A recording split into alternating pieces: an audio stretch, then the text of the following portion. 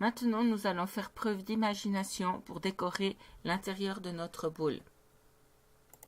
Vous allez vous imaginer une bougie qui se reflète dans une boule de Noël. Tout d'abord, je vais la changer de couleur, je vais lui mettre un beau jaune. Et ensuite, je vais mettre ça en satin avec un trou au centre. Voilà. Et ici, si on vient sur le refaçonnage, on voit qu'il y a 3 points, 3 carrés jaunes, pardon. Ça, c'est le milieu. Et là, il y en a 2 avec lesquels on peut agrandir le trou central. Voilà, première étape. La première chose que je vais faire, c'est réduire la grandeur de ce cercle. Donc, en fait, je vais le réduire de 20%. Voilà, et puis après, on va travailler sur les paramètres des points. Donc là, je vais mettre un espacement à 1,5. Je vais faire un satin spécial, toujours appliqué. Ensuite, dans les effets, on va venir enlever l'assise parce qu'on n'en a pas besoin et puis sinon elle va se voir, le fait que le point est espacé. Et puis là, on va faire un bord texturé. Hop, et hop, au maximum. Voilà. Là, déjà, ça ressemble plus à ce que j'ai envie d'obtenir. Il y a juste ici cet immense point qui ne me plaît pas. Donc là, en fait, on arrive à le supprimer en simplement bougeant les débuts et la fin du point. Ça me paraît pas mal. Il n'y a plus rien qui est... Il n'y a pas de point parasite, en fait. Ok, maintenant que ça c'est fait, je vais m'occuper de ma serpentine. Alors là, vous allez me dire que vous voyez plus rien, mais en fait, c'est toujours bien caché.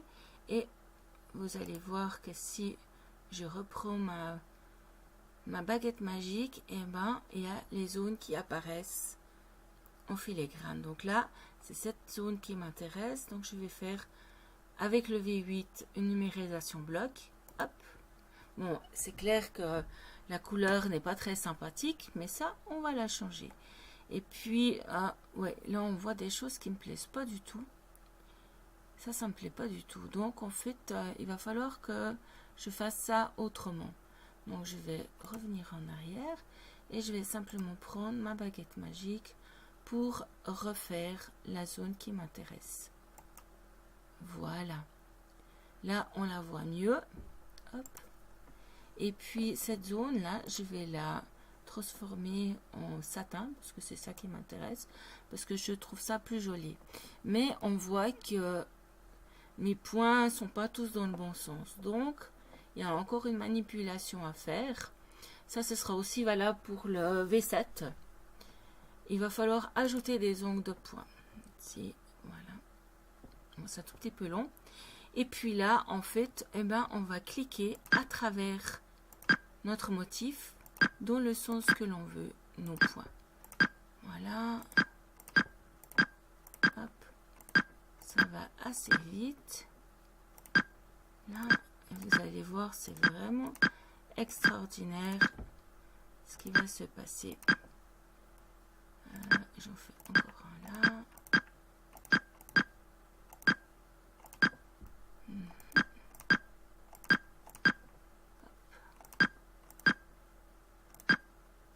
Faut toujours traverser de part en part notre zone.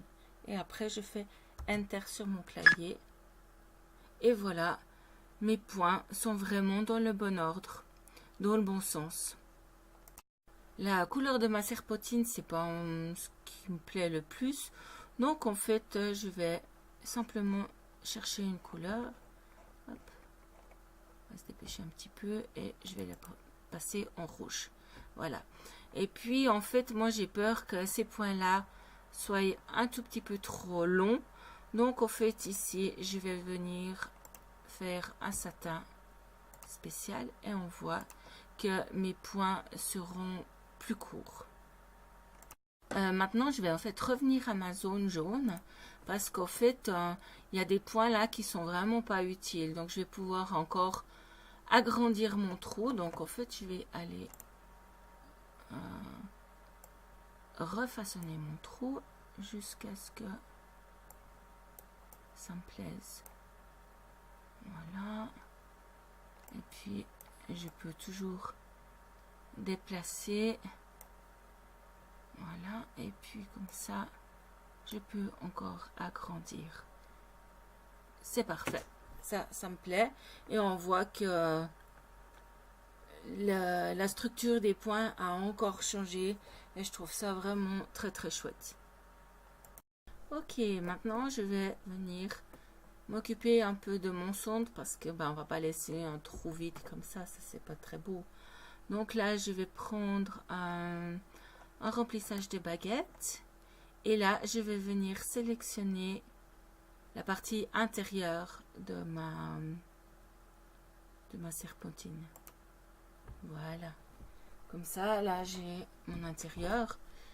Bon, ce sera peut-être plus logique de la faire en premier. Alors, pour que le rouge couvre bien mon orange, en fait, là, je vais l'agrandir directement de 20%. Comme ça, hop, ouais, on voit que ce sera bien. Bon, c'est peut-être un peu beaucoup. Je vais peut-être essayer de la mettre à 110. Hop, oui, voilà. Comme ça, c'est largement suffisant.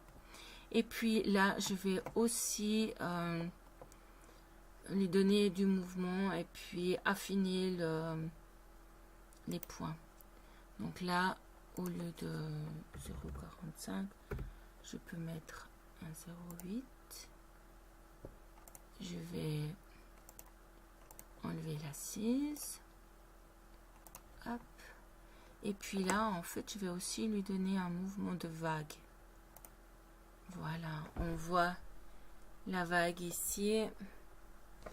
Là, je peux aussi modifier le sens de la vague en venant bouger. C'est pas évident à vous montrer, mais on va essayer comme ça. Après, c'est à vous de jouer avec les...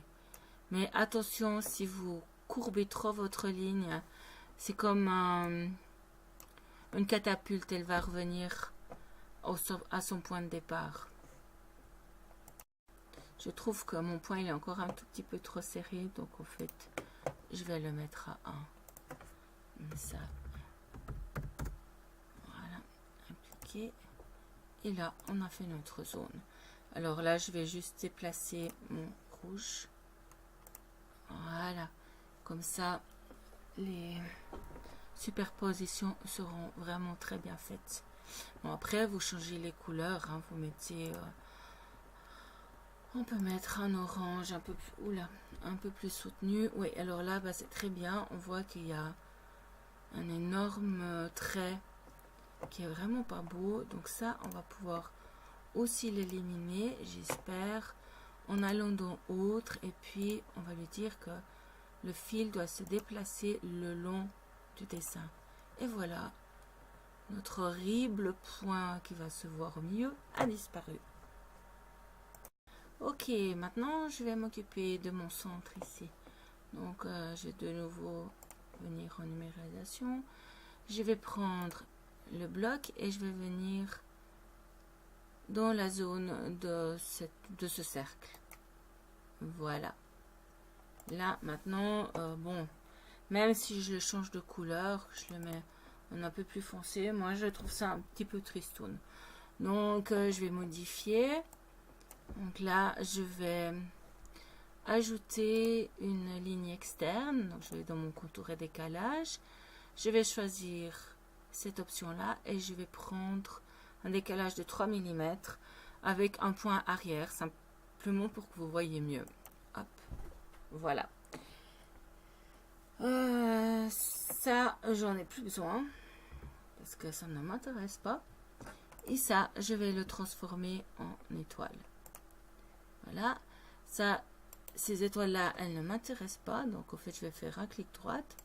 Je vais venir sélectionner. Je vais prendre celle-là que j'aime beaucoup. Et je vais les mettre à 3,7 mm. Et voilà, j'ai ma petite couronne d'étoiles. Bon, la couleur là, c'est pas ça que je veux. Alors celle-là, je peux aussi la mettre en abricot ou c'est égal la couleur que vous avez envie. Pour le moment, non, mais pour que ça soit un petit peu mieux, je vais essayer de mettre autre chose, mais je sais vraiment pas quoi. Si je mets ça, ouais. Non, ça c'est vraiment pas mieux.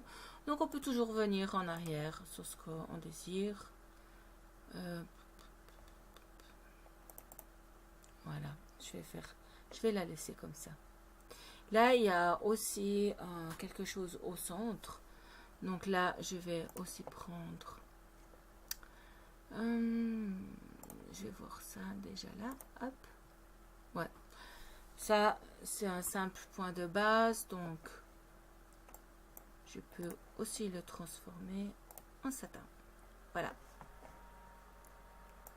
Maintenant, il me reste à faire les gouttes qui se trouvent entre chaque pétale. Donc, en fait, pour avoir accès au dessin de base, je vais masquer tout ce qui m'empêche de le voir. Donc, je vais masquer l'application et puis masquer le rayonnement. Voilà. Et puis là, on voit les gouttes, mais on voit que 4 gouttes sont partagées entre gris et blond. Et heureusement, on en a une qui est vraiment parfaite. Donc là, je vais pouvoir m'en occuper en numérisation automatique. Je vais prendre numérisation bloc et je vais venir là. Voilà. Maintenant, en fait, j'aimerais avoir mes 5 gouttes. Donc, une méthode toute simple, c'est que vous sélectionnez votre pétale, votre goutte. Et puis, dans refléter fusionner, il y a une option couronne. Et là, je vais choisir 5 en tenant compte de celle qui est déjà transformée en broderie. Et là, je viens les ajuster le plus près possible. Bon, on voit que... On croit que les dessins sont toujours parfaits, mais en fait, ben, c'est quand on fait des couronnes qu'on voit que c'est pas... que l'alignement n'est pas aussi bien que ce que l'on voudrait. Donc, ben, ma foi, on jongle un tout petit peu avec. Le dessin de base, il n'y a que vous qui le connaissez. Donc, voilà, on fait au mieux et puis on fait un clic. Et voilà, nos 5 gouttes sont en place. Maintenant, en fait, il reste juste à nous occuper du suspens et du pourtour là, de cette petite pièce. Donc, en fait, moi, j'ai cherché plusieurs solutions. Vraiment, la plus simple, c'est de faire une digitalisation manuelle avec le bloc. Et puis, on part de l'intérieur. On vient sur l'extérieur. Donc, les deux se font avec un clic gauche. Et ensuite, on va faire un clic droite pour bien faire les arrondis. Pour avoir notre arrondi, on va faire plusieurs. Toujours en partant de l'intérieur vers l'extérieur. Voilà, vous voyez que vos points, ils viennent vraiment s'ajuster. Et puis là, on va venir... Hop, un tout petit peu plus à l'intérieur et on va finir avec un enter. Voilà. Bon, ça, je le veux en gris. Donc, je vais prendre mon gris souris. Là, je vais arrondir un tout petit peu, adoucir mes courbes. Donc, je fais un smooth curve et voilà. Ça, c'est déjà fait. Et puis maintenant, on va faire la dernière ligne centrale. Donc, je vais recommencer aussi en faisant mon bloc. Je vais commencer un tout petit peu plus bas ici. Là. Voilà. On fait ça.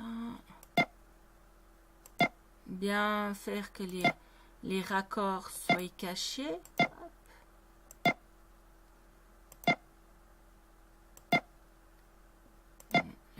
Certainement refaçonner un tout petit peu et là et voilà comme ça. Enter, toi tu es toujours en rose mais on va te faire en gris et puis toujours adoucir les courbes. Hop, voilà. Et puis là en fait on va un tout petit peu refaçonner parce que c'est pas très joli là les arrondis. Mes ongles ne sont vraiment pas très beaux, donc je viens tirer tout gentiment, bof. Mais là, ouais, on voit que c'est des petits carrés. Donc, je viens sélectionner avec le tabulateur. Je l'arrondis. La même chose ici. On va y arriver. Hop.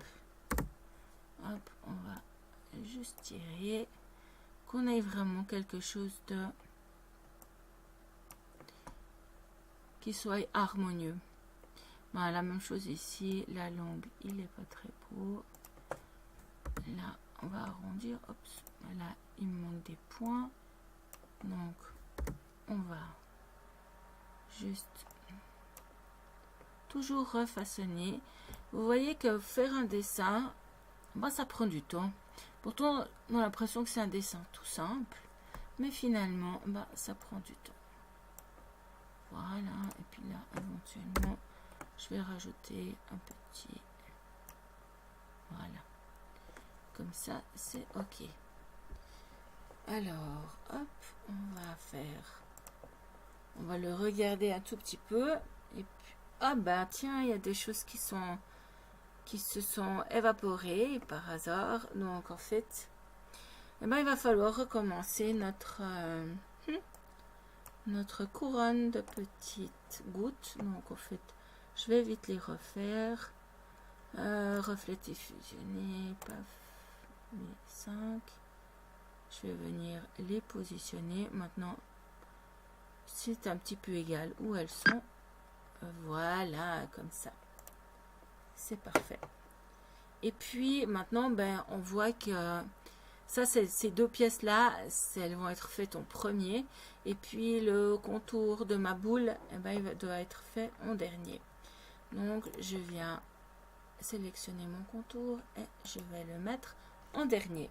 Voilà. Alors, soit on fait le contour de la boule en couleur grise, ou alors, si vous désirez, ben, vous pouvez la mettre en bleu, ça c'est égal. Oui, la couleur que vous désirez. Bon, ça c'est un peu trop foncé. Hop. Voilà, on va adoucir comme ça. Je vais tout démasquer. Hop, voilà. Et à partir de maintenant, je vais déjà masquer mon dessin.